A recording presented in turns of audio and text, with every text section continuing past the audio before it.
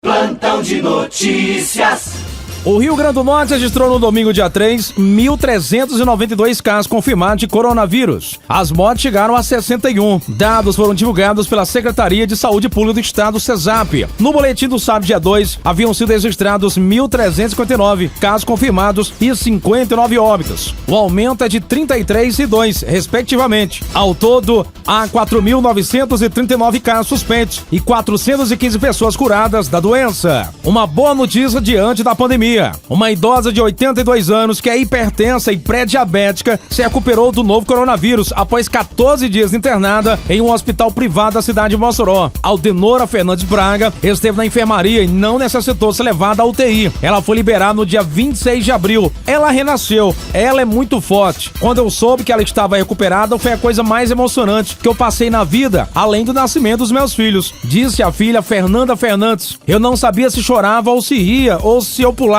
Completou. Aldenora foi internada no dia 13 de abril, quando apresentou febre após ter tosse seca nos 2 dias anteriores. Segundo Fernanda, a mãe também tem Alzheimer e estava cumprindo o isolamento social e sendo cuidada por ela. Mas em um dos dias conseguiu sair de casa. Os exames iniciais davam suspeita de coronavírus, fato que foi confirmado 5 dias depois. Quando soube, foi um momento muito difícil, principalmente para mim, que lidei com tudo. Eu moro com ela, cuido dela. Foram 14 dias de muitas lágrimas e muita fé e oração, falou Fernanda. Apesar da idade avançada e das doenças que agravam o coronavírus, Aldenora não teve grandes complicações. Em nenhum momento ela complicou a ponto de precisar de UTI. Por incrível que pareça, apesar de tudo, gente mais saudável do que ela internou, esteve grave e infelizmente foi a óbito. E ela em nenhum momento chegou a precisar de UTI, contou o médico Ziraldo Holanda, do Hospital Wilson Rosado, que tratou de Aldenora. Fernanda Fernandes esteve ao lado da mãe durante todos os dias da internação. Ela contou que parte da família apresentou alguns sintomas leves da doença no mesmo período de Aldenora.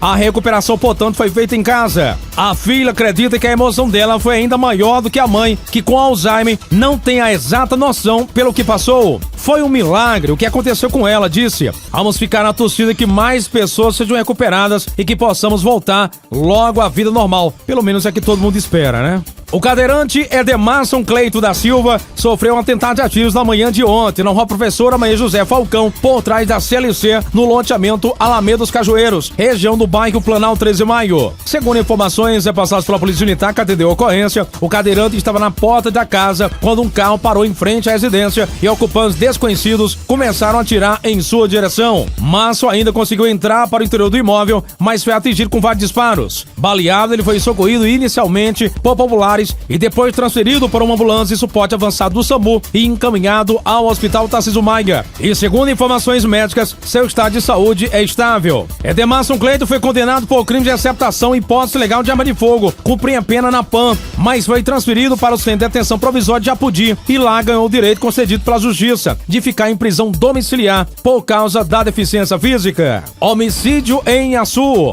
Um homem foi morto com tiro de escopeta calibre 12 na manhã de ontem, na rua Coronel Francisco Martins, na cidade de Açu. Segundo informações, o homem identificado até o momento como novinho que trabalhava lavando carros foi executado em via pública por homens desconhecidos. Populares não preferiram passar informações a respeito da ação do crime ou tipo de veículo usado na execução do homicídio. Até o momento não há uma identificação oficial da vítima. Equipe de policiais militares da Força Tática do Seguro BPM foram acionados por uma estrada que dá acesso a Viveiros de Camarão após a estrada raiz. Chegando ao local, se depararam com o veículo Celta de Coprato de placa DWL 7580, produto de roubo. No local, os policiais encontraram inclusive peças de outros veículos, levando os policiais a acreditarem que ali é usado corriqueiramente pelos indivíduos para desmame de veículos. O carro foi levado para a delegacia de plantão para os procedimentos de praxe. Pelo menos duas pessoas ficaram feridas durante o atentado a tiros ocorrido no início da tarde do sábado em Mossoró. A ação criminosa aconteceu na rua Juvenal Lamartine, no bairro Bom Jardim. A vítima, Deilson Costa de Oliveira, de 25 anos de idade, estava sentado em uma calçada quando foi surpreendido e baleado por elementos desconhecidos que chegaram no local e começaram a atirar em sua direção. O jovem foi alvejado com cerca de 3 disparos de arma de fogo nas regiões do pescoço, panturrilha e também na na coxa. Durante os disparos, um homem de 50 anos de idade, que estava próximo ao local, mas que não tinha nada a ver com a ocorrência, acabou sendo atingido por uma bala perdida que acertou o seu pé. Os dois foram socorridos em 2 ambulâncias do SAMU para o Hospital Regional Tarcísio Maia, onde foram apresentados à equipe médica de plantão. Até o momento não há informação sobre a motivação do atentado. A polícia informou que Deidson Costa não tem registro de antecedentes criminais. A segunda Delegacia de Polícia Civil vai investigar o caso. Mossoró registrando o homicídio número 65. A vítima, vigilante Manuel Avelino, tinha 51 anos de idade. Morreu em um dos leitos do Hospital São Luís em decorrência de disparo de arma de fogo sofrido no mês de janeiro deste ano. A ocorrência foi registrada no dia 17 de janeiro na Rua Marechal Deodoro, próximo à antiga base integrada Cidadã Bic, no bairro Paredões. Manuel Avelino estava com sua moto parada em frente a uma residência da família quando foi abordado por 2 criminosos que chegaram de motocicleta e anunciaram um assalto. O cidadão ficou assustado e levou a mão ao bolso, tentando esconder o celular, mas acabou sendo baleado. Os bandidos fugiram e não levaram nada da vítima. O caso, que estava sendo investigado pela Delegacia Distrital, deverá passar para a responsabilidade da Delegacia Especializada em Furtos e Roubos de FU, por se tratar de latrocínio, roubo com consequência de morte. Mossoró registrando o homicídio número 66. O crime aconteceu por volta das 10h20 do sábado em uma travessa entre as ruas Celso Rego e José Ribamar, no conjunto Wilson Rosado. A vítima, um jovem de 19 anos de idade, que estava aniversariando nesse dia. A vítima, José Lucas Tavares Nunes, residia no loteamento Terra Prometida. Foi morto com 2 disparos de arma de fogo. Segundo a perícia criminal, a vida foi atingida na região da nuca e morreu na hora. José Lucas estava em um ciclomotor quando foi surpreendido pelo atirador. No local, ninguém quis dar qualquer informação para a polícia sobre o ocorrido. Como sempre, a lei do silêncio impera em locais de crime. Você pensa que parou por aí? O rastro de sangue continua. Homicídio número 67. A vítima, Breno Ítalo da Silva Roque, tinha 19 anos de idade. Residia na Rua Vivaldo Dantas de Farias. Foi morto a tiros da noite do sábado. O crime aconteceu por volta das 21 horas na Rua Edinô Lima de Moura, próximo ao canal do Santa Helena, no bairro Santo Antônio. De acordo com o delegado de plantão, DPC Luiz Antônio, o jovem supostamente teria sido raptado de casa por elementos e estava sendo levado para o Santa Helena. E ao se aproximar do loteamento, possivelmente teria conseguido sair do carro e correr, mas foi baleado e morto. A perícia recolheu aproximadamente 11 cápsulas de pistola .40 e estojo de revólver no local do crime, mas segundo o perito criminal, Bené Lemuel, apenas 2 tiros atingiram a vítima. Além dos tiros, o jovem também foi ferido com pedradas na cabeça. A polícia ainda não sabe qual teria sido a motivação do crime. Familiares que foram ao local e reconheceram o corpo informaram à Polícia Civil que Breno Ítalo era usuário de drogas, mas nunca tinha sido preso. O DPC Luiz Antônio diz que a Polícia Civil já tem um suspeito do crime, mas preferiu não adiantar nada. Os dados serão repassados em relatórios para a Delegacia de Homicídios, que vai investigar o crime. Plantão de notícias.